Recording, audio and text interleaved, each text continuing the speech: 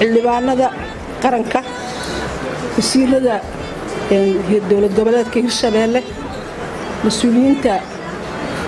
kala duwan ee goobtan fadhida qoraaga wiilkaas runtii oo hadalkiisa aad u jeclaystay hadalkiisii iyo